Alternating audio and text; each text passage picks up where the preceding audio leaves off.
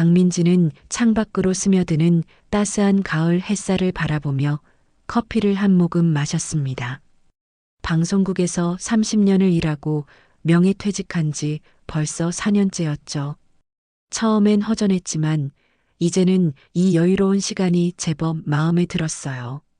매달 들어오는 저작권 수입과 강남에 있는 오피스텔 2채 덕분에 경제적으로도 넉넉했습니다. 오늘도 아침부터 며느리 박서연에게서 전화가 왔어요. 어머님, 요즘 날씨가 쌀쌀해졌는데 건강은 괜찮으세요? 제가 백화점에서 좋은 건강식품 봤는데 보내드릴게요. 서연은 늘 이런 식이었죠. 일주일에 2~3번은 꼭 전화를 걸어 안부를 묻고 명절 때마다 백화점 상품권을 챙겨왔습니다. 결혼 4년째, 다른 집. 며느리들이 시어머니와 갈등을 겪는다는 이야기를 들을 때마다 민지는 스스로가 운이 좋다고 생각했어요. 하지만 최근 들어 뭔가 이상했습니다. 서연의 친절이 지나치게 계산적으로 느껴지기 시작했거든요. 명품 핸드백을 선물하면서도 어머님, 이거 사시면 안 돼요. 제가 직원 할인받아서 샀으니까 받으세요라며 은근슬쩍 자기 공을 강조했죠. 그리고 유독 민지의 재산 이야기에 관심이 많았습니다.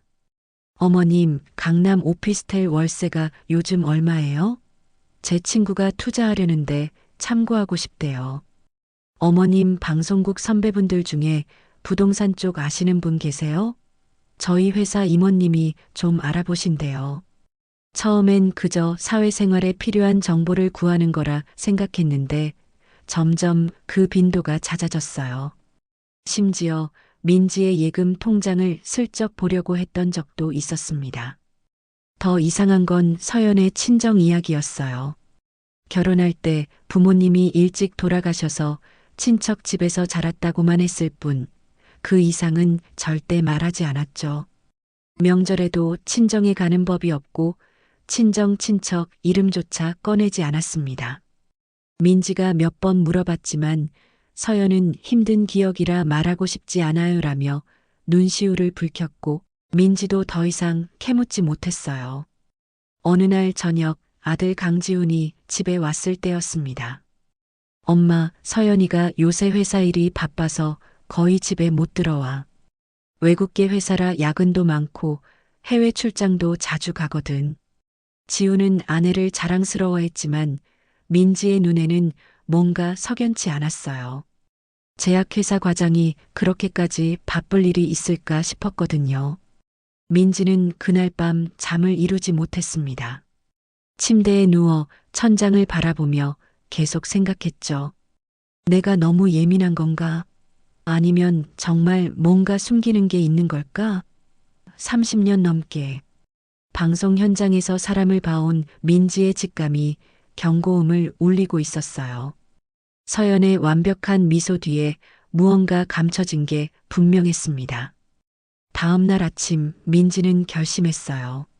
며느리를 한번 제대로 알아봐야겠다고요. 그저 의심만 하고 있을 순 없었죠. 민지는 서랍에서 오래된 다이어리를 꺼냈습니다. 거기엔 방송국 시절부터 알고 지낸 수많은 사람들의 연락처가 빼곡히 적혀 있었어요. 그 중에서도 유독 눈에 띄는 이름이 하나 있었습니다. 바로 이재희였죠. 대학 동기이자 30년을 함께한 절친, 그리고 지금은 탐정사무소를 운영하는 친구였어요. 민지는 떨리는 손으로 제이에게 전화를 걸었습니다. 제이야, 나야. 하나 부탁할 게 있는데 우리 며느리 좀 알아봐 줄 수 있어? 전화 너머로 제이의 침착한 목소리가 들려왔어요. 민지야, 무슨 일인데? 자세히 얘기해봐. 민지는 그동안 느꼈던 이상한 점들을 하나하나 설명했습니다. 제이는 조용히 듣더니 말했죠. 알았어. 내가 한번 조사해 볼게. 근데 민지야, 각오는 해야 할 거야. 진실이 내가 원하는 것과 다를 수도 있으니까. 민지는 며느리에 대한 의심을 혼자만 간직하고 있었습니다. 아들에게 말했다가 괜한 오해를 불러일으킬까봐 조심스러웠거든요. 하지만 며칠 뒤 예상치 못한 일이 벌어졌어요. 지훈이 먼저 민지를 찾아온 겁니다. 엄마, 나 좀 할 얘기가 있어. 지훈의 목소리는 평소와 달리 무거웠죠. 민지는 가슴이 철렁 내려앉았습니다. 아들의 표정을 보니 심상치 않았거든요. 왜 그래? 무슨 일이야? 민지가 물었어요. 지훈은 한참을 망설이다가 입을 열었습니다. 서연이가 요즘 너무 이상해. 예전 같지가 않아. 민지는 조용히 아들의 이야기를 들었어요. 지훈은 결혼 3년 동안 아내를 전폭적으로 믿어왔던 사람이었습니다. 그런 지훈이 직접 이상하다고 말하는 건 정말 심각한 상황이라는 뜻이었죠. 구체적으로 뭐가 이상한데? 민지가 신중하게 물었습니다. 지훈은 깊은 한숨을 내쉬며 말을 이었어요. 일단 출장이 너무 잦아. 한 달에 열흘은 집을 비우는 것 같아. 제약회사 과장이 그렇게까지 바쁠 리가 없잖아. 그래서 지난주에 회사로 전화를 해봤는데 지훈은 말을 멈췄습니다. 민지는 초조하게 재촉했죠. 그래서 뭐라고 했는데? 지훈의 얼굴이 어두워졌어요. 총무팀에서 박서연이라는 직원은 없다고 하더라고. 처음엔 내가 다른 부서로 잘못 걸었나 싶어서 인사팀으로 다시 전화했는데 거기서도 같은 대답이었어. 민지는 숨이 멎는 것 같았습니다. 며느리가 회사에 다니는 게 거짓말이었다니. 그럼 지금까지 서연이 말했던 모든 것들이 다 거짓이란 말인가요? 그럼 서연이는 지금 어디서 뭘 하고 있는 거야? 민지의 목소리가 떨렸어요. 지훈도 혼란스러워 보였습니다. 그걸 모르겠어, 엄마.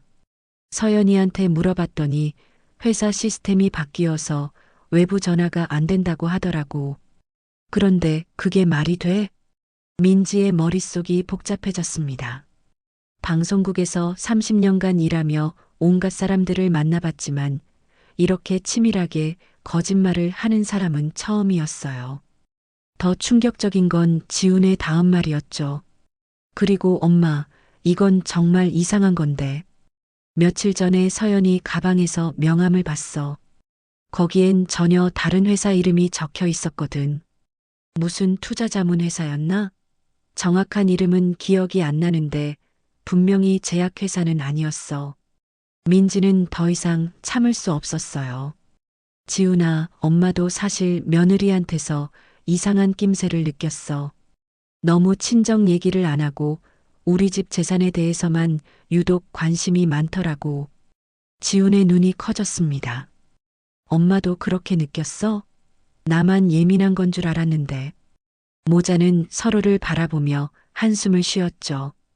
그리고 있잖아, 엄마. 지훈이 조심스럽게 말을 꺼냈어요. 지난달에 서연이가 엄마 명의로 대출받을 수 있냐고 물어봤어. 자기 회사에서 급하게 자금이 필요한데 본인 신용으로는 한도가 부족하다면서. 나는 당연히 안 된다고 했지.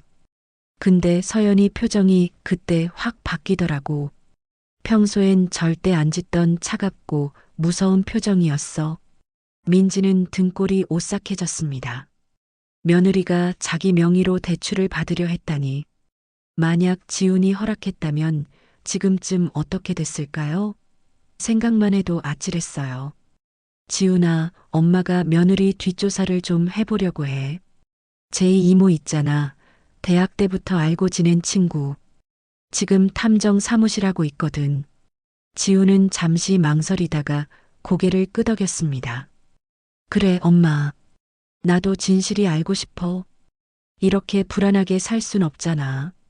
그날 밤 민지는 잠을 이룰 수가 없었어요. 침대에 누워서도 계속 며느리 생각만 났습니다. 그 완벽했던 미소, 세심했던 선물들, 다정했던 전화 통화들, 모든 게 계산된 연기였을까요? 민지는 이불을 뒤집어 쓰고 깊은 한숨을 내쉬었죠. 다음 날 아침 민지는 제이에게 다시 전화를 걸었습니다. 제이야, 상황이 더 심각해진 것 같아.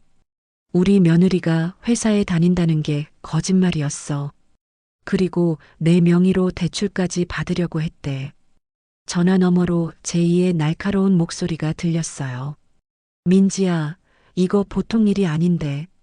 당장 내일 사무실로 와. 내가 이미 조사 시작했거든. 너 앉아서 들어야 할 얘기가 있어. 민지는 가슴이 두근거렸습니다. 두려움과 분노가 동시에 밀려왔죠. 30년 방송계 인맥을 쌓아온 자신을 이렇게 속일 수 있다니. 민지의 눈빛이 차갑게 변했어요. 박서연, 내가 누구든 간에 우리 가족을 이용하려 했다면 절대 용서 못해. 민지는 주먹을 꽉 쥐었습니다. 이제 진실을 밝혀낼 시간이었어요. 며느리의 가면을 벗겨낼 준비가 된 겁니다. 밤 11시, 민지는 거실 소파에 앉아 뉴스를 보고 있었습니다. 지훈과의 대화 이후 마음이 복잡해서 잠이 오지 않았거든요. 따뜻한 차를 한 모금 마시려는 순간 휴대전화가 울렸어요. 화면에 뜬 이름은 제이였습니다. 이 늦은 시간에 전화라니 심상치 않았죠. 여보세요, 제이야? 민지가 전화를 받았어요. 그런데 제이의 목소리가 평소와 달랐습니다. 긴장되고 다급한 느낌이었죠. 민지야, 지금 혼자 있어? 주변에 아무도 없지? 제이의 질문에 민지는 가슴이 철렁했어요. 응, 혼자 있어. 왜 그래? 무슨 일이야? 민지의 목소리도 떨리기 시작했습니다. 제이는 깊게 숨을 들이쉬더니 말했어요. 민지야, 앉아서 들어. 충격적인 일이 벌어졌거든. 민지는 소파에 깊숙이 몸을 기댔습니다. 심장이 빠르게 뛰기 시작했죠. 오늘 오후에 우리 사무소로 의뢰 전화가 한 통 왔어. 처음엔 평범한 뒷조사 건인 줄 알았지. 그런데 상담하다가 깜짝 놀랐어. 왜? 뭐가 어떻게 된 건데? 민지가 다급하게 물었습니다.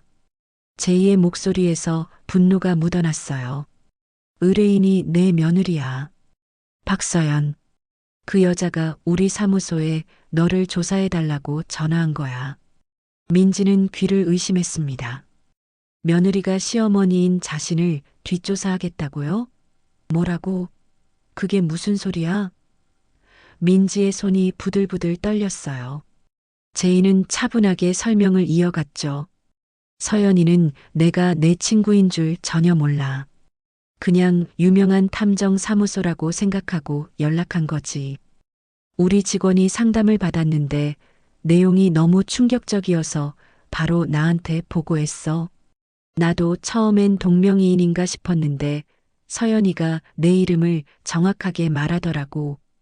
강민지, 58세, 전직 방송국 PD. 민지는 숨이 막혔습니다. 며느리가 자신을 조사하려 했다는 사실도 충격이었지만 더 무서운 건 그 이유였어요. 그래서 서연이가 뭐라고 했는데? 나를 왜 조사하려는 거야? 민지의 목소리가 떨렸죠. 제이는 잠시 침묵하더니 무겁게 말했습니다. 민지야, 녹음 파일 보내줄게. 직접 들어봐. 내가 말로 설명하는 것보다 내가 직접 듣는 게 나을 것 같아. 잠시 후 민지의 휴대전화로 메시지가 왔어요. 오디오 파일이었습니다. 민지는 떨리는 손으로 재생 버튼을 눌렀죠. 스피커에서 며느리의 목소리가 또렷하게 흘러나왔어요. 시어머니 재산 규모를 정확히 파악해 주세요. 강남 오피스텔 2채 말고 숨겨둔 자산이 더 있을 거예요. 방송국 인맥도 조사해 주시고요. 민지는 숨이 멎는 것 같았습니다. 하지만 더 충격적인 말이 이어졌어요. 서연의 목소리는 차갑고 계산적이었죠. 시어머니는 완전한 금맥이에요. 오피스텔 2채만 담보로 잡아도 100억 원은 끌어올릴 수 있거든요. 게다가 방송계 인맥까지 활용하면 투자자 모집도 쉬울 거고요. 민지는 휴대전화를 떨어뜨릴 뻔했어요. 녹음 파일 속 상담 직원이 물었습니다. 그런데 왜 시어머니를 조사하시는 거죠? 서연은 거침없이 대답했어요. 아직 시어머니가 저를 완전히 신뢰하지 않거든요. 재산 이야기를 할 때마다 슬쩍 피해요. 그래서 약점을 찾아야 해요. 과거에 뭔가 숨기는 게 있거나 남들에게 알려지면 곤란한 일이 있으면 그걸로 압박할 수 있잖아요. 민지는 온몸에 소름이 돋았습니다. 이게 정말 자신이 알던 며느리의 목소리일까요? 그 다정했던 전화 통화, 세심했던 선물들, 효심 깊은 모습들이 전부 연기였단 말인가요? 녹음 파일은 계속 이어졌어요. 일단 시어머니 약점 찾아서 보고해 주시고 그 다음엔 오피스텔 명의 이전 작업을 준비할 거예요. 제 남편이 외아들이니까 결국 다 저희 거잖아요. 근데 기다리긴 싫거든요. 지금 당장 현금화해야 해요. 상담 직원이 조심스럽게 물었죠. 혹시 불법적인 용도는 아니시죠? 서연은 비웃듯 대답했습니다. 당연히 합법이죠. 그냥 투자 사업 하려는 건데요. 시어머니한테 직접 말하면 안 해줄 게 뻔하니까 제 방식대로 하는 거예요. 어차피 나중에 다 갚아드릴 건데 뭐가 문제예요? 그 말투에는 거짓과 오만함이 가득했어요. 민지는 녹음을 멈추고 제이에게 다시 전화를 걸었습니다. 제이야, 이게 정말이야? 내가 지금 꿈을 꾸는 거 아니지? 목소리가 떨렸죠. 제이는 단호하게 말했어요. 민지야, 이건 시작일 뿐이야. 내가 더 조사해 봤는데 서연이는 내가 생각하는 것보다 훨씬 위험한 사람이더라. 외국계 제약회사 과장이라는 것도 거짓말이고 실제로는 불법 사모펀드 조직에서 일하고 있어. 민지는 머리가 어지러웠습니다. 불법 사모펀드라니. 그게 무슨 뜻이야? 민지가 물었어요. 제이가 설명했죠. 쉽게 말해서 사기꾼이야. 있지도 않은 투자 상품으로 사람들 돈을 끌어모으는 조직이거든. 서연이는 거기서 핵심 역할을 하고 있어. 주로 부유한 중년층을 타깃으로 하는데 이번엔 너를 목표로 삼은 거지. 민지는 분노가 치밀어 올랐습니다. 3년 동안 자신을 속여온 며느리, 아들까지 이용한 그 뻔뻔한 여자. 제이야, 이 녹음 파일 증거로 쓸 수 있지? 민지의 목소리에 결기가 실렸어요.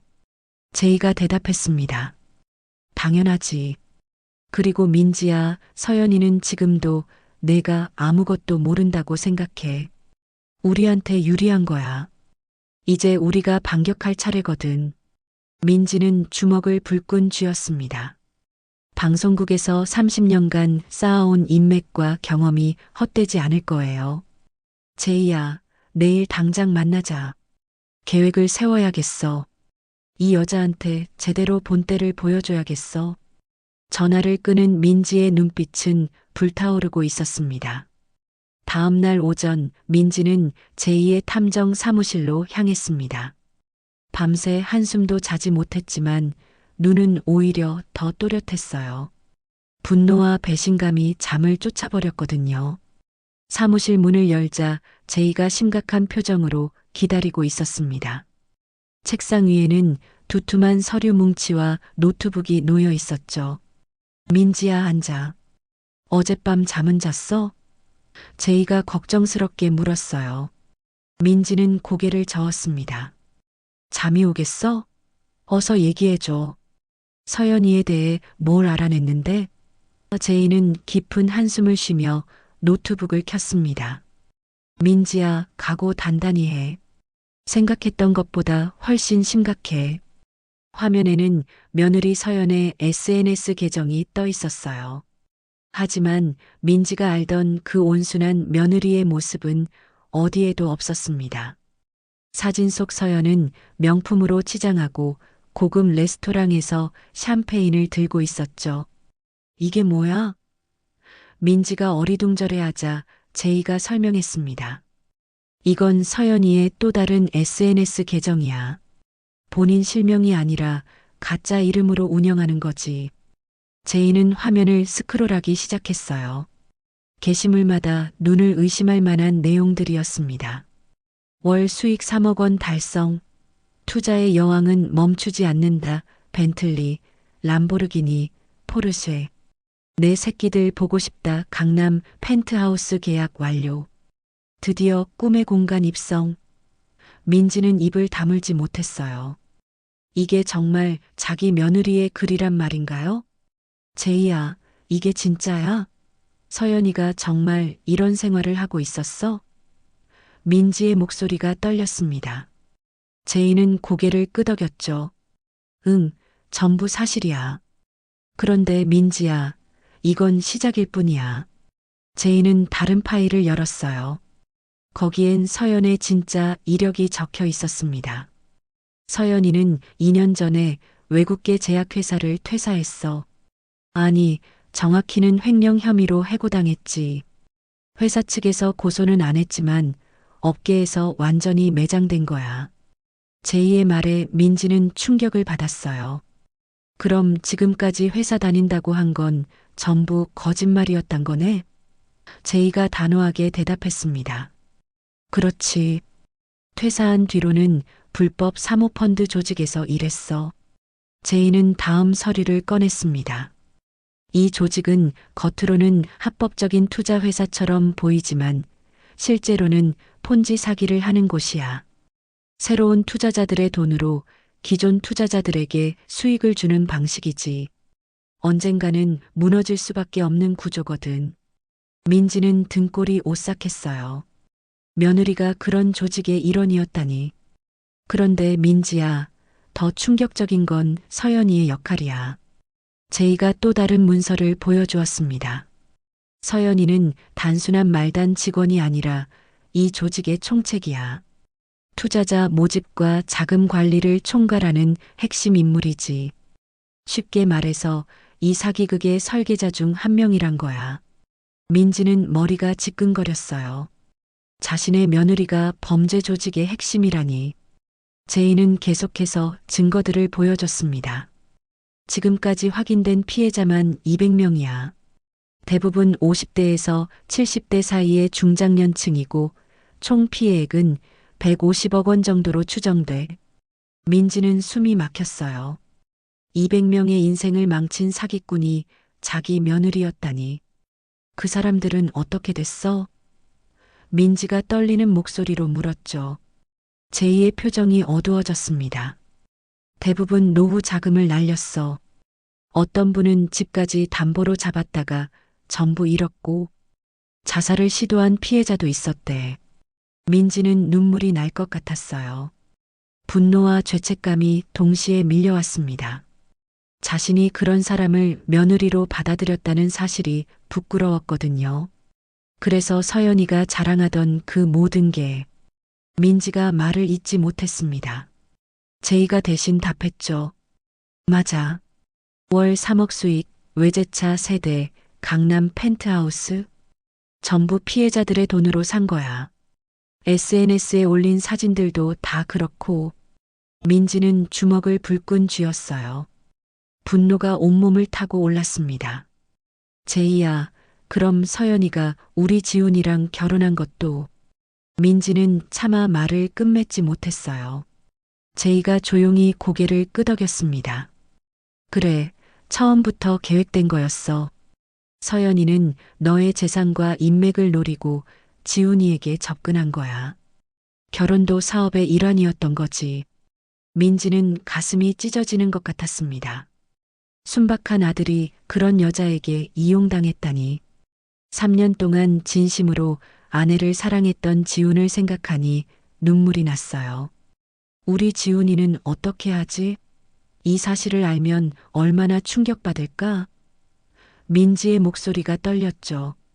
제이는 민지의 손을 꽉 잡았습니다. 민지야, 지금은 감정에 휩싸일 때가 아니야. 서연이를 반드시 법의 심판대에 세워야 해. 그래야 피해자들도 구제받고 더 이상의 피해도 막을 수 있어. 제이의 말에 민지는 정신을 차렸어요. 맞아. 지금 중요한 건 서연을 멈추는 거였습니다.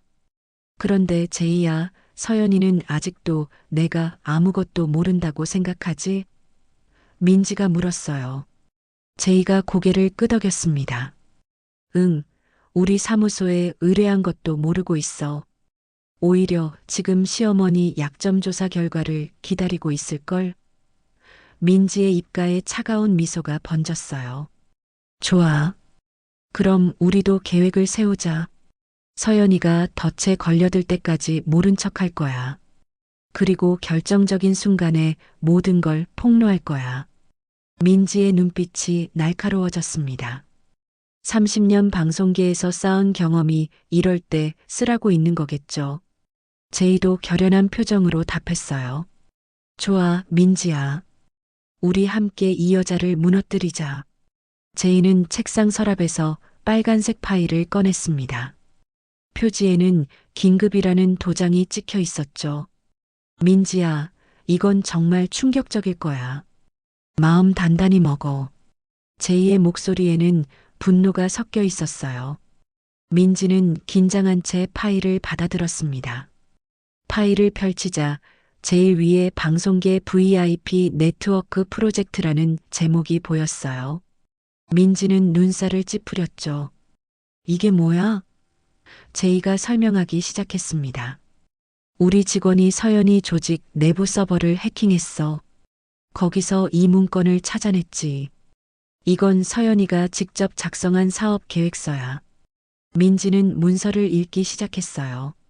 첫 페이지부터 충격적인 내용이 적혀 있었습니다. 목표 인물 강민지. 자산 규모 오피스텔 200억 원 추정. 방송계 인맥 1000명 이상. 활용 가치 최소 100억 원 투자금 유치 가능. 민지는 손이 떨렸어요. 자신이 마치 사냥감처럼 분석되어 있었거든요. 다음 페이지에는 더 구체적인 계획이 나와 있었습니다. 1단계 시어머니 신뢰 확보 완료. 2단계 시어머니 인맥 접근. 3단계 VIP 투자자 모임 개최. 4단계 100억 원 투자금 확보. 5단계 해외 도피. 민지는 숨이 막혔어요. 모든 게 치밀하게 계획되어 있었습니다. 제이가 특정 페이지를 가리켰습니다. 민지야, 이 부분 좀 봐. 민지는 그 페이지를 자세히 들여다봤어요. 거기엔 민지의 지인 명단이 빼곡히 적혀 있었습니다. 방송국 선배들, 프로듀서들, 연예인들, 기업 임원들까지. 옆에는 각자의 재산 규모와 투자 성향이 분석되어 있었죠. 저 사람들을 어떻게 알았지? 민지가 경악했습니다. 제이가 쓴웃음을 지었어요. 너한테서 들은 거겠지. 서연이가 너랑 대화하면서 하나하나 정보를 빼낸 거야. 어머님, 그 선배님 요즘 어떻게 지내세요? 하는 식으로 말이야. 민지는 자신이 얼마나 어리석었는지 깨달았습니다. 며느리의 관심을 효심으로 착각했던 거예요. 문서는 계속 이어졌습니다. 강민지 인맥 활용 방안 고급 호텔에서 투자 설명회 개최. 강민지가 직접 지인들을 초대하도록 유도. 방송계 신뢰도를 활용해 투자금 유치. 민지는 온몸에 소름이 돋았어요. 서연은 자신을 미끼로 쓰려고 했던 겁니다. 더 충격적인 건 다음 페이지였어요. 투자금 확보 후 시나리오라는 제목 아래 세부 계획이 적혀 있었습니다. 100억 원 확보 즉시 스위스 계좌로 송금. 이틀 내 말레이시아 경유 두바이 도피. 위장 여권 준비 완료. 새 신분으로 재기. 민지는 입술을 깨물었어요. 서연은 범죄를 저지르고 유유히 도망칠 계획까지 세워뒀던 겁니다. 제이야, 이 문서 날짜 좀 봐. 민지가 떨리는 손가락으로 날짜를 가리켰어요. 문서 작성일은 1년 전이었습니다. 그럼 서연이는 결혼하고 1년 만에 이미 이런 계획을 세운 거야? 제이가 고개를 끄덕였죠. 그래. 애초에 결혼도 이 계획의 일부였던 거지. 민지는 다음 장을 넘겼는데 그 순간 심장이 멎는 줄 알았어요. 강지훈 처리 방안이라는 제목이 눈에 들어왔거든요. 도피 전 이혼 소송 제기. 남편의 폭력 및 외도 증거 조작, 위자료 10억 원 청구, 시어머니 재산 일부 분할 요구. 민지는 비명을 지를 뻔했습니다. 이게 무슨 소리야? 우리 지훈이가 언제 폭력을 쓰고 바람을 피웠다고. 민지의 목소리가 떨렸어요. 제이가 민지의 어깨를 감싸 안았습니다. 민지야, 진정해. 전부 거짓말이야. 서연이가 돈을 뜯어내려고 꾸며낸 시나리오지. 하지만 민지는 진정할 수가 없었어요. 며느리가 아들의 인생까지 망가뜨리려 했다니. 문서에는 더 구체적인 내용이 적혀 있었습니다. 폭력 증거 멍자국 셀프 촬영, 병원 진단서 위조, 외도 증거 남편 일정 파악 후 여성과 함께 있는 합성 사진 제작, 증인 조직 내 여성 요원이 제3자로 증언. 민지는 온몸이 부들부들 떨렸어요. 이렇게까지 치밀하게 계획했다니. 제이야, 더 있어? 민지가 물었습니다. 제이는 무거운 표정으로 마지막 페이지를 펼쳤어요. 거기에는 최종 목표라는 제목 아래 한 문장이 적혀 있었죠. 강민지 전 재산 탈취 및 해외 도피 완료. 예상 총액 200억 원. 그 옆에는 서연의 서명이 또박또박 적혀 있었습니다. 민지는 더 이상 참을 수 없었어요. 눈물이 주르륵 흘러내렸습니다. 분노와 배신감, 그리고 아들을 지키지 못했다는 자책감이 한꺼번에 밀려왔거든요. 내가 어떻게 저런 사람을 우리 집에 들였을까? 우리 지훈이는 어쩌고. 민지는 흐느꼈죠. 제이는 민지를 꽉 안아주었습니다. 민지야, 내 잘못이 아니야. 서연이는 전문 사기꾼이야. 수백 명을 속여온 사람이라고. 내가 속은 게 당연해. 하지만 민지는 자신을 용서할 수 없었어요. 30년 방송계에서 온갖 사람을 봤다고 자부했는데 정작 며느리의 정체는 전혀 몰랐으니까요. 잠시 후 민지는 눈물을 닦고 자리에서 일어났습니다. 눈빛이 달라져 있었어요. 제이야, 이 문서 사본 만들어줘. 변호사한테도 보내고. 민지의 목소리는 차갑고 단호했죠. 그리고 경찰에도 고발할 거야. 서연이가 계획한 모든 걸 막아야 해. 제이가 걱정스럽게 물었습니다. 민지야, 지훈이한테는 언제 말할 거야? 민지는 잠시 생각하더니 대답했어요. 아직은 아니야. 증거를 더 확보하고 서연이를 완전히 구석으로 몰아넣은 다음에 말할 거야. 그때는 지훈이도 받아들일 수 있을 거야. 제이가 고개를 끄덕였습니다. 알았어. 내가 도와줄게. 민지는 창밖을 바라봤어요. 하늘은 맑았지만 민지의 마음은 먹구름으로 가득했습니다. 박서연, 너는 끝났어. 내가 반드시 너를 무너뜨릴 거야. 민지의 주먹이 꽉 쥐어졌죠. 이제 진짜 전쟁이 시작된 겁니다. 사흘 뒤 제이에게서 다시 연락이 왔습니다. 민지야, 서연이 친정 배경 조사 결과 나왔어. 당장 사무실로 와. 제이의 목소리는 긴박했어요. 민지는 서둘러 택시를 탔습니다. 차 안에서도 가슴이 두근거렸죠. 또 무슨 충격적인 사실이 나온 걸까요? 사무실에 도착하자 제이는 이미 자료를 준비해 놨습니다. 책상 위에는 여러 사진과 문서들이 펼쳐져 있었어요. 민지야, 앉아. 이번 건 정말 심각해. 제이의 표정이 어느 때보다 굳어 있었습니다. 민지는 의자에 앉으며 물었죠. 뭔데? 어서 말해봐.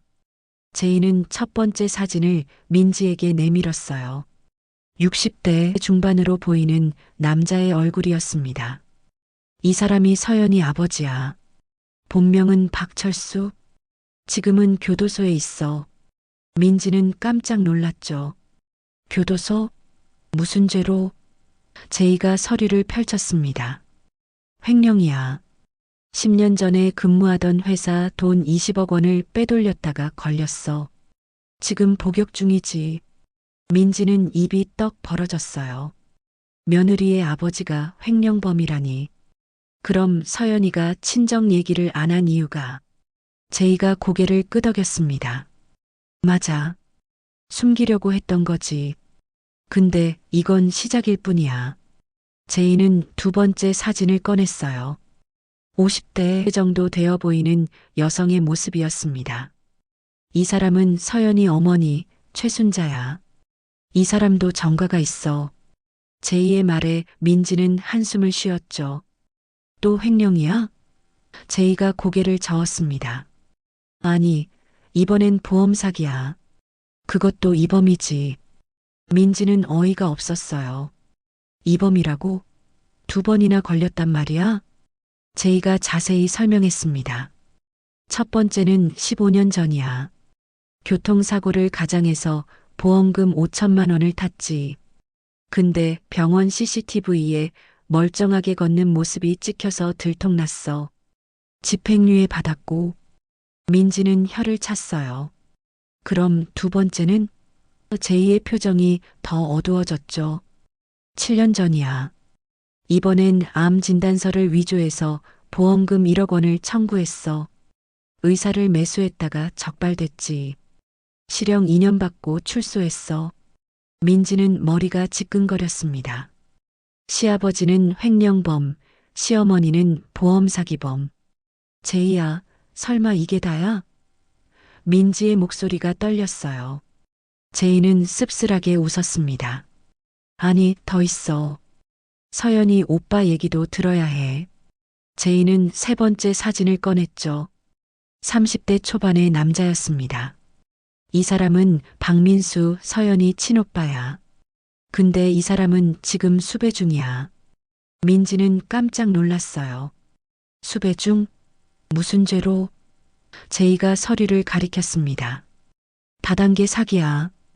5년 전에 가짜 건강식품 판매 조직을 만들어서 수백억 원을 끌어모았어. 피해자가 500명이 넘어. 근데 경찰 조사 시작되자마자 해외로 도피했지. 민지는 숨이 막혔습니다. 며느리 가족 전체가 사기꾼이었던 거예요. 그럼 서연이는? 민지가 말을 잇지 못하자 제이가 대답했죠. 응, 서연이도 오빠 조직에서 일했어. 같이 사기쳤다는 증거도 있어. 근데 교묘하게 빠져나갔지. 증거 불충분으로 기소조차 안 됐어. 제이는 또 다른 서류를 펼쳤습니다. 민지야, 그리고 이건 정말 충격적인 건데. 제이는 잠시 말을 멈췄어요. 서연이는 본명이 아니야. 민지는 눈이 휘둥그레졌죠. 뭐라고? 그럼 박서연이 가짜 이름이란 거야? 제이가 고개를 끄덕였습니다. 맞아. 진짜 이름은 박미영이야. 6년 전에 개명했지. 민지는 등골이 오싹했어요. 왜 개명을 했는데? 제이가 설명했습니다. 전과 기록을 숨기려고 한 거야. 박미영 이름으로는 오빠 사건에 연루된 기록이 남아있거든. 그걸 지우려고 개명한 거지. 그리고 새 신분으로 다시 사기를 시작한 거야. 민지는 온몸이 부들부들 떨렸어요. 3년 동안 함께 살았던 며느리의 이름조차 가짜였다니. 제이야, 그럼 우리 지훈이랑 결혼할 때도 거짓 신분으로 한 거야? 제이가 안타깝게 고개를 끄덕였죠. 그렇지. 혼인신고서에도 박서연으로 되어 있어. 법적으로는 유효하지만 사기 결혼인 셈이지. 제이는 가계도를 꺼냈습니다. 민지야, 이 가족을 한번 봐. 아버지는 횡령범, 어머니는 보험 사기범 이범, 오빠는 다단계 사기꾼, 그리고 딸은 사모펀드 사기꾼. 온 가족이 금융 사기단이야. 민지는 가계도를 보며 한숨을 쉬었어요. 이런 가족이 세상에 존재한다는 게 믿기지 않았습니다. 더 기가 막힌 건 말이야. 제이가 계속 말했어요. 이 가족끼리 서로 연락하며 범죄 노하우를 공유해. 오빠가 해외에서 보낸 이메일을 확보했는데 엄마, 보험 사기는 이제 옛날 수법이야. 요즘은 투자 사기가 대세야라는 내용이 있더라고. 민지는 어이가 없었죠. 가족끼리 범죄를 가르치고 배우다니. 제이는 또 다른 증거를 보여줬습니다. 그리고 서연이가 아버지한테 면회 간 기록도 있어. 교도소 면회록을 확인했는데 1년에 4~5번씩 갔더라고. 거기서 뭘 상의했을지 뻔하지. 민지는 분노가 치밀었어요. 며느리가 부모님 돌아가셨다고 거짓말하면서 실제로는 교도소에 면회를 다녔던 겁니다. 민지야, 더 충격적인 건 서연이 어머니야. 제이가 또 다른 파일을 펼쳤어요. 최순자는 지금도 보험 사기를 시도하고 있어. 우리 조사관이 확인했는데 3달 전에 또 교통사고를 당했다고 병원에 입원했더라고. 근데 CCTV 보니까 멀쩡하게 걸어 다니던데? 민지는 한숨을 쉬었죠. 정말 끝이 없는 사람들이었어요. 제이는 민지를 똑바로 쳐다봤습니다. 민지야, 이 사람들은 범죄가 DNA에 새겨진 거야. 서연이도 마찬가지고. 가족 전체가 사기로 먹고 사는 집안이라고. 민지는 고개를 끄덕였어요. 이제 확실히 알았습니다. 며느리는 그냥 개인적으로 잘못된 게 아니라 가족 대대로 이어져 온 범죄자였던 거예요. 그럼 서연이가 우리 집에 접근한 것도. 민지가 말을 시작하자 제이가 마저 말했습니다. 응, 가족회의를 거쳐서 계획한 거야. 이메일 기록을 보니까 이번 타깃은 방송계 거물. 최소 100억 원은 뜯어낼 수 있다는 내용도 있더라고. 민지는 주먹을 불끈 쥐었어요. 제이가 민지의 손을 잡았습니다. 민지야, 이 사람들 모두 법의 심판을 받아야 해. 서연이뿐만 아니라 어머니도 수배 중인 오빠도 다 잡아야 해. 민지는 단호하게 고개를 끄덕였죠. 그래, 제이야. 이 가족 전체를 무너뜨려야 해. 더 이상 피해자가 나오면 안 돼. 민지는 창밖을 바라봤습니다.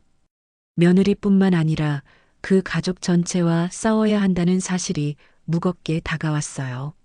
하지만 민지는 물러서지 않을 겁니다. 30년 방송계에서 쌓은 인맥과 경험, 그리고 제이라는 든든한 친구가 있으니까요. 박서연, 아니, 박미영, 너희 가족 모두 끝장내줄게. 민지의 눈빛이 불타올랐습니다. 제이의 사무실에서 민지는 결심했습니다. 제이야, 우리도 이제 본격적으로 움직여야 해. 서연이를 함정에 빠뜨릴 거야. 민지의 눈빛은 날카로웠어요. 제이도 고개를 끄덕였죠. 좋아. 그럼 구체적인 계획을 세워보자. 이틀 뒤 제이는 정교한 계획을 들고 민지를 찾아왔습니다. 민지야, 이렇게 하면 어떨까?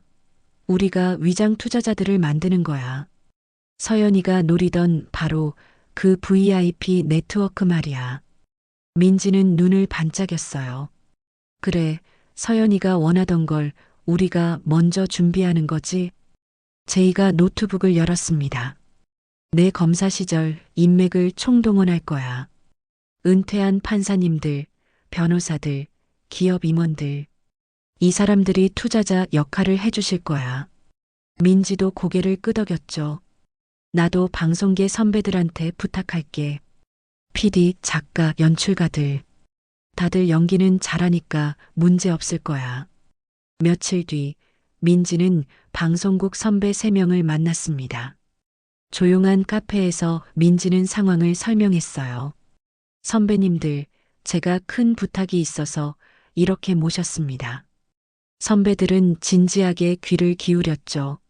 며느리가 사기꾼이었어요. 그래서 함정을 파서 잡으려고 하는데 도와주실 수 있으실까요? 가장 연장자인 김태수 선배가 먼저 입을 열었습니다. 민지야, 당연히 도와줘야지. 그런 나쁜 사람은 꼭 잡아야 해. 다른 선배들도 동의했어요. 우리가 뭘 하면 되는데? 민지는 고마운 마음에 눈시울이 붉어졌죠. 투자자 역할을 해주셨으면 해요. 50억 원 정도 투자할 의향이 있는 척하는 거죠. 선배들은 흔쾌히 승낙했습니다. 연기라면 우리가 전문이잖아. 30년 넘게 방송 만들면서 온갖 사람들 연기하는 거 봤는데 이 정도야 문제없지. 민지는 안도의 한숨을 쉬었어요. 방송계 인맥의 힘을 다시 한번 느꼈습니다. 한편 제이도 자신의 인맥을 동원하고 있었어요. 전직 판사인 이승우와 만났죠. 승우 선배, 부탁 하나 드려도 될까요? 이승우는 제이를 믿고 있었습니다. 제이야, 내가 부탁하는 건 다 이유가 있을 텐데. 말해봐. 제이는 상황을 설명했어요. 이승우는 분노했습니다. 이런 사기꾼은 반드시 처벌받아야 해. 내가 투자자 역할 할게. 20억 원 투자 검토 중이라고 하면 되지? 제이는 고개를 끄덕였죠. 네, 정말 감사합니다. 이승우가 덧붙였어요. 우리 변호사회 동기들한테도 얘기해 볼게. 다들 도와줄 거야. 일주일 뒤 민지와 제이는 위장 투자자 명단을 완성했습니다. 총 15명이었어요. 전직 판사 3명, 변호사 4명, 방송국 PD 3명, 대기업 임원 5명. 모두 합치면 50억 원 투자 의향이 있는 것처럼 보였죠. 이 정도면 서연이가 입맛을 다실 거야. 제이가 자신 있게 말했습니다. 민지는 한 가지 더 생각해냈어요. 제이야, 서연이한테 피해를 본 사람들도 찾아야 해. 그 사람들 증언이 있어야 확실히 잡을 수 있어. 제이도 동의했죠. 맞아. 이미 피해자 명단은 확보했어. 그중 몇 분한테 연락해 볼게. 제이는 피해자 중 한 명인 60대 최영희 씨에게 전화를 걸었습니다. 여보세요, 최영희 님이십니까? 저는 탐정 이재희라고 합니다. 박서연 사건 관련해서 연락드렸어요. 최영희는 떨리는 목소리로 대답했어요. 박서연이요? 그 사람 때문에 제 노후 자금이 다 날아갔어요. 제이는 조심스럽게 말했습니다. 영희님, 박서연을 잡을 수 있는 기회가 생겼어요. 도와주실 수 있으실까요? 최영희는 잠시 망설이다가 답했죠. 물론이죠. 제가 뭘 하면 되나요? 제이가 설명했어요. 법정에서 증언을 해주셔야 해요. 박서연한테 어떻게 당했는지 상세하게 말이죠. 최영희는 흔쾌히 승낙했습니다. 당연히 해야죠. 저처럼 피해본 사람이 또 나오면 안 되잖아요. 제이는 고마워했어요. 정말 감사합니다, 영희님. 꼭 박서연을 법의 심판대에 세우겠습니다. 최영희도 단호하게 말했죠. 꼭 잡아주세요. 그 사람은 악마예요. 제이는 다른 피해자들에게도 연락했습니다. 총 20명이 증언에 동의했어요. 모두 서연에게 큰 돈을 잃은 사람들이었죠. 이 사람들 증언만으로도 서연이는 중형을 받을 거야. 제이가 민지에게 말했습니다. 민지는 안도했어요. 피해자분들이 용기를 내주셔서 정말 다행이야. 이제 마지막 준비만 남았습니다. 민지는 서연에게 미끼를 던질 준비를 했어요. 어느 날 저녁 민지는 서연을 식사에 초대했죠.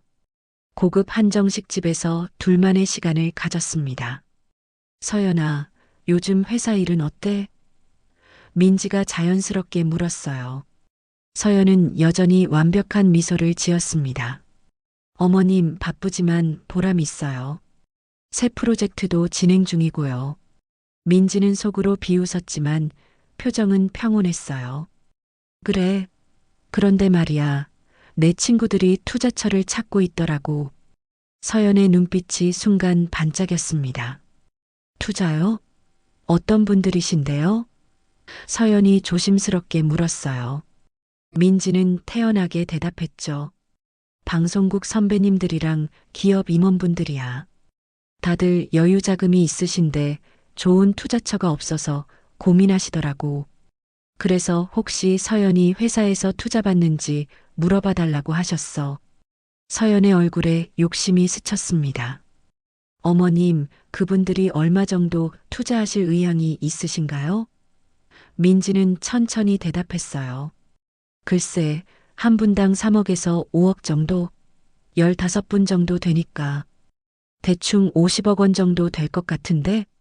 서연의 눈이 휘둥그레졌죠. 50억 원이요? 서연은 흥분을 감추려 애썼어요.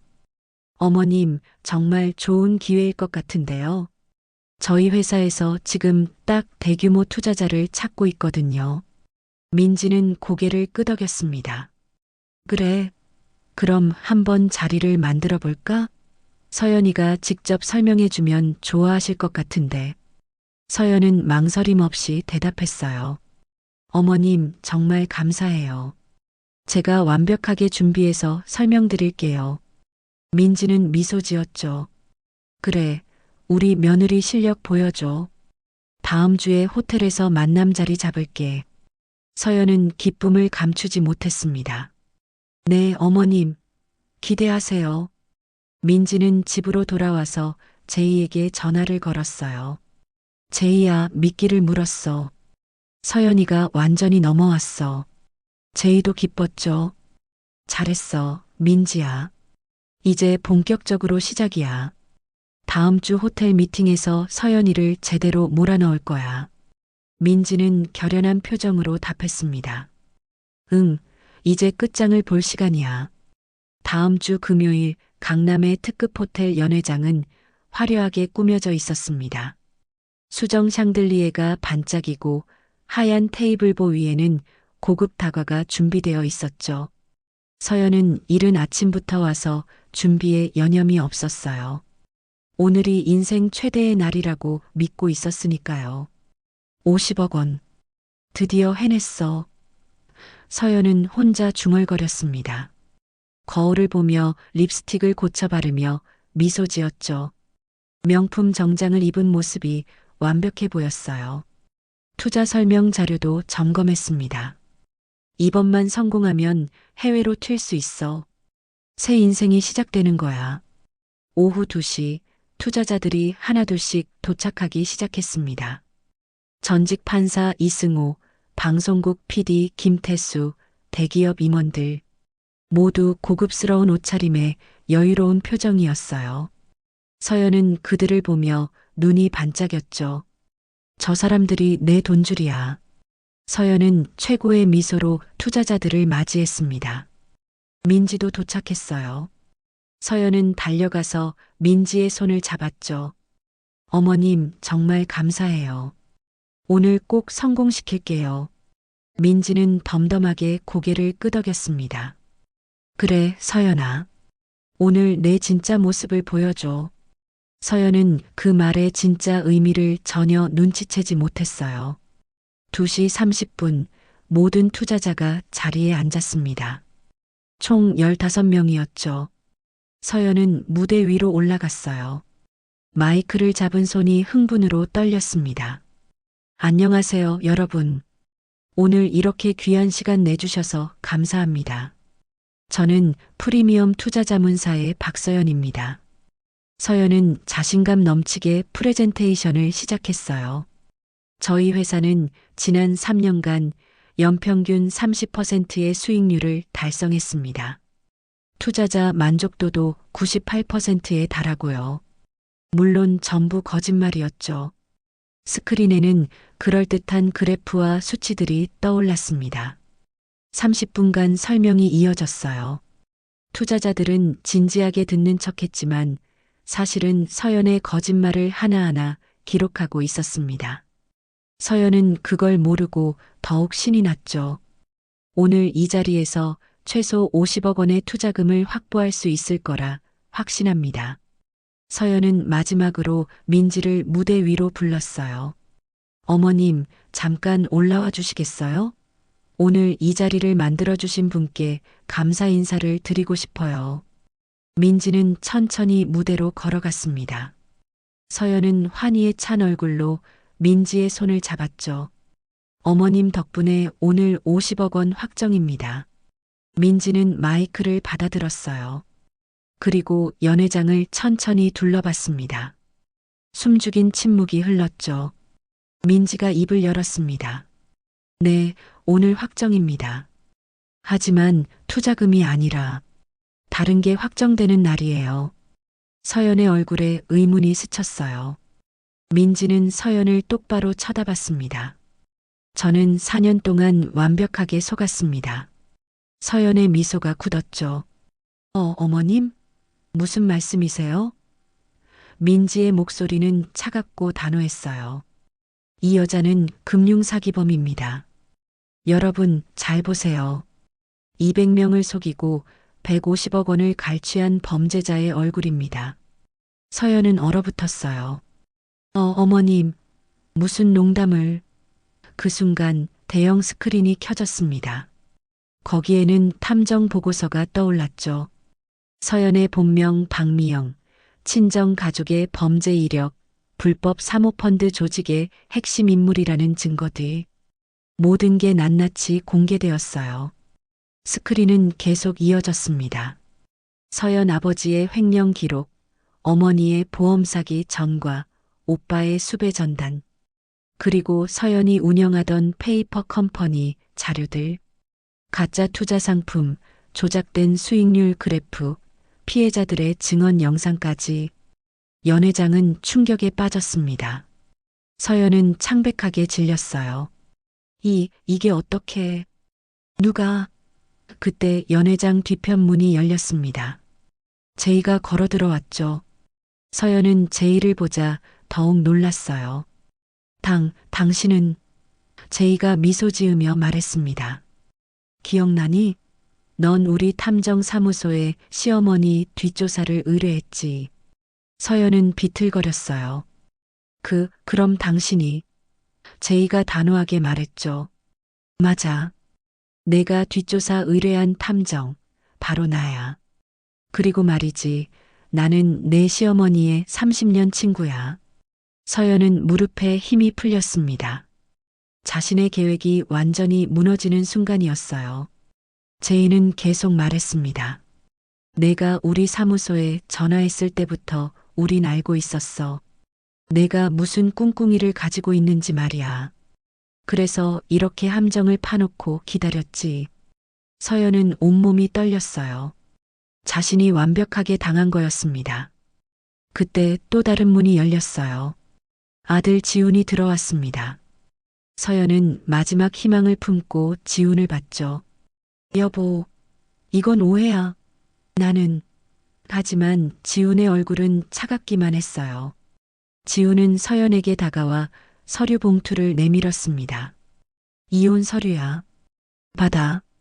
지훈의 목소리는 떨렸지만 단호했어요. 서연은 고개를 저었죠. 안 돼. 여보, 나 정말. 지훈이 말을 끊었습니다. 3년 동안 날 이용했지. 우리 엄마를, 우리 가족을 이용했어. 이제 끝이야. 다신 내 앞에 나타나지 마. 서연은 무너졌어요. 바닥에 주저앉아 울기 시작했죠. 아냐. 이럴 순 없어. 내 계획이. 하지만 아무도 동정하지 않았습니다. 투자자들은 차가운 눈으로 서연을 바라봤어요. 그들은 처음부터 서연을 심판하기 위해 온 증인들이었으니까요. 그 순간 연 회장 문이 다시 열렸습니다. 정장을 입은 수사관들이 들어왔어요. 선두에 선 수사관이 배지를 꺼내 보이며 말했죠. 금융감독원 특별수사팀입니다. 박서연, 당신을 사기 및 자본시장법 위반 혐의로 긴급 체포합니다. 서연은 고개를 떨구었어요. 수갑이 채워졌습니다. 서연은 민지를 올려다봤죠. 어머님, 미안해요. 하지만 민지는 차갑게 대답했어요. 미안하다는 말은 내가 속인 200명의 피해자들에게 해. 나한테는 할 자격도 없어. 서연은 고개를 숙인 채 끌려나갔습니다. 연 회장이 조용해졌어요. 민지는 의자에 앉아 깊은 한숨을 쉬었습니다. 제이가 다가와 어깨를 토닥였죠. 수고했어, 민지야. 정말 잘 해냈어. 지훈도 엄마 곁에 앉았어요. 엄마, 괜찮으세요? 민지는 아들의 손을 꽉 잡았습니다. 괜찮아, 아들아. 이제 다 끝났어. 투자자들도 하나둘씩 민지에게 다가왔어요. 김태수 선배가 말했죠. 민지야, 정말 대단했어. 완벽한 작전이었어. 이승우 판사도 고개를 끄덕였습니다. 저런 사기꾼은 반드시 처벌받아야 해요. 잘하셨어요. 민지는 고개 숙여 감사 인사를 했어요. 민지는 창밖을 바라봤습니다. 하늘은 맑고 푸르렀어요. 마치 긴 악몽에서 깨어난 것 같았죠. 이제 진짜 끝이야. 우리 가족을 지켰어. 민지의 입가에 미소가 번졌습니다. 힘들었지만 결국 이겨낸 거예요. 서연이 체포된 지 한 달 후, 검찰은 본격적인 수사에 착수했습니다. 서연뿐만 아니라 그녀의 가족 전체를 조사하기 시작했죠. 제이가 제공한 증거 자료들이 결정적이었어요. 서연의 어머니 최순자는 보험 사기 혐의로 다시 구속됐고 해외 도피 중이던 오빠 박민수도 인터폴 공조로 말레이시아에서 검거됐습니다. 교도소에 있던 아버지 박철수도 추가 조사를 받았어요.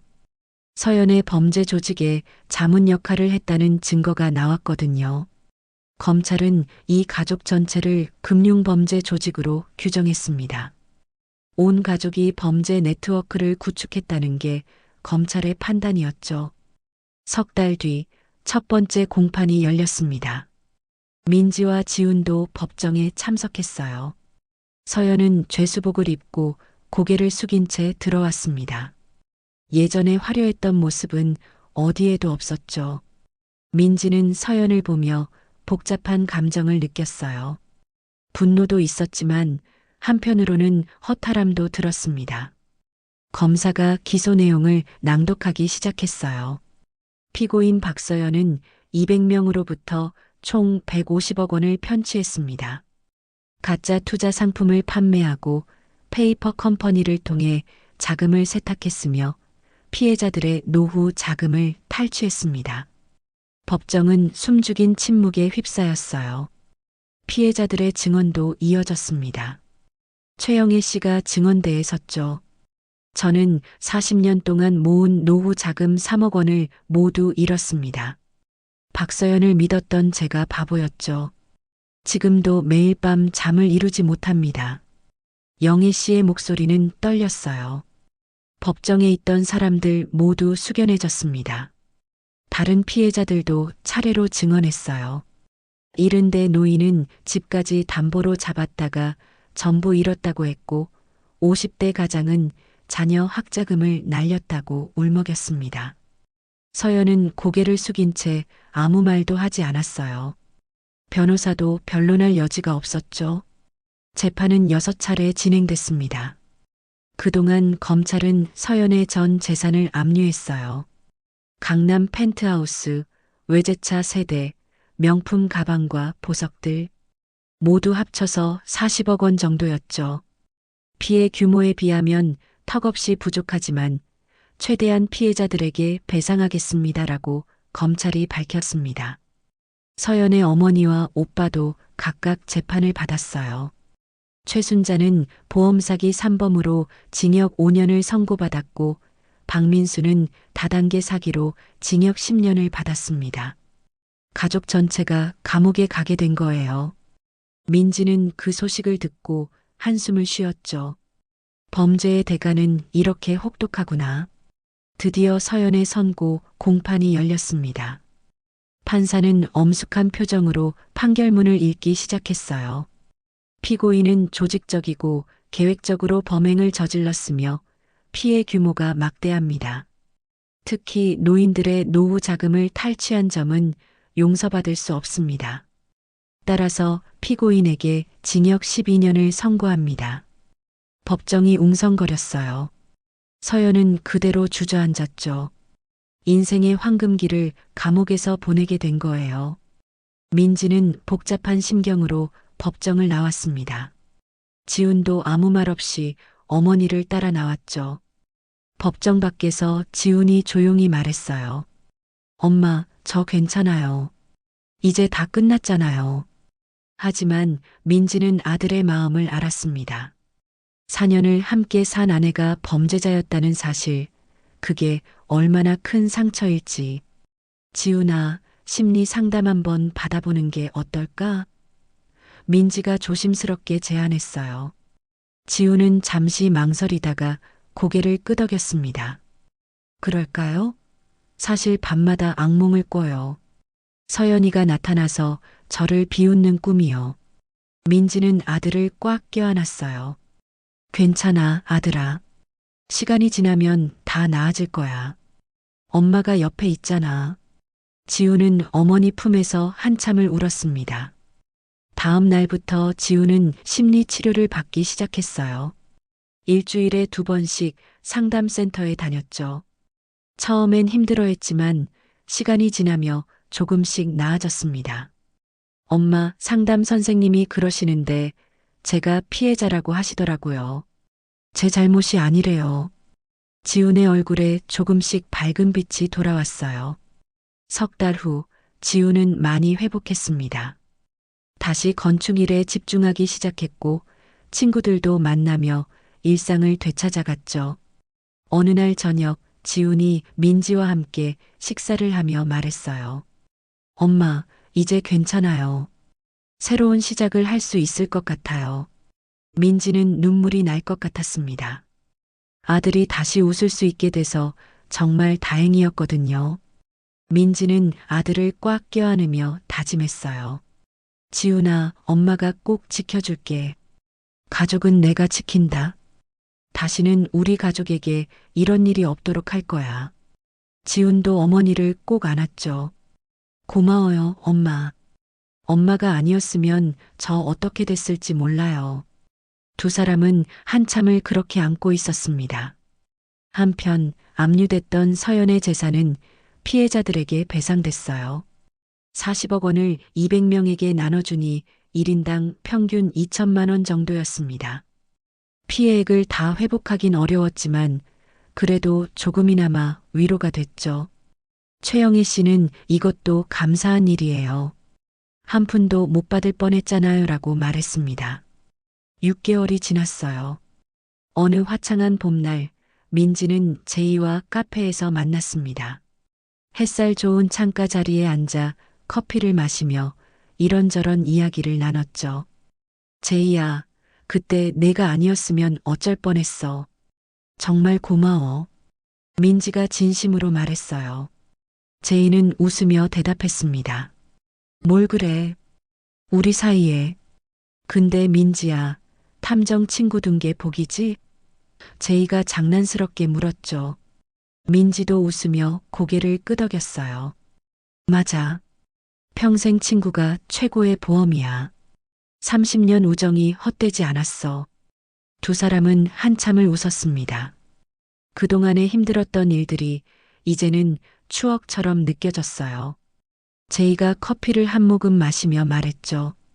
근데 민지야, 이번 일로 인생 교훈 하나 얻었을 것 같은데? 민지가 고개를 끄덕였습니다. 응, 사람을 너무 쉽게 믿으면 안 된다는 거. 그리고 가족을 지키는 게 가장 중요하다는 거. 제이도 동의했어요. 맞아. 그리고 말이야, 좋은 친구를 곁에 두는 것도 중요해. 민지는 제이의 손을 잡았습니다. 제이야, 정말 고마워. 평생 친구로 남자. 제이도 민지의 손을 꽉 쥐었죠. 당연하지. 우리 100살까지 친구하자. 민지는 창밖을 바라봤어요. 벚꽃이 활짝 피어 있었습니다. 새로운 봄이 온 거예요. 힘든 겨울을 지나 드디어 따뜻한 봄이 찾아왔죠. 민지는 미소 지었습니다. 이제 진짜 새로운 시작이야. 지훈이도 회복했고 우리 가족도 다시 평화를 찾았어. 제이가 말했어요. 민지야, 앞으로도 좋은 일만 있을 거야. 이런 일은 다시 없을 거고. 두 사람은 다시 한번 웃으며 커피를 마셨습니다. 카페를 나서며 민지는 하늘을 올려다봤어요. 구름 한 점 없는 맑은 하늘이었습니다.